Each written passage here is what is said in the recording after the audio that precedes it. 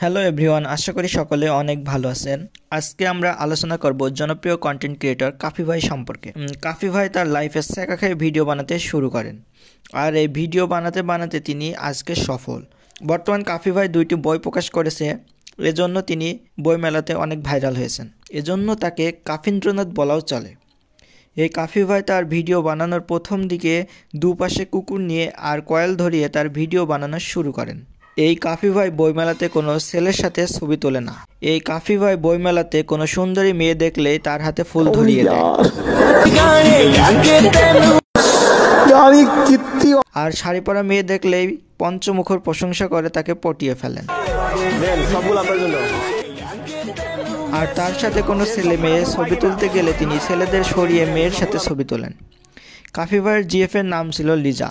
তিনি লিজাকে নাকি কখনো ক্ষমা করবেন না। তার বিখ্যাত ডায়লগ, তিনি প্রাক্তনকে কখনো ক্ষমা করবেন না। বর্তমান তার রয়েছে অসংখ্য ক্ষুদে ভক্ত।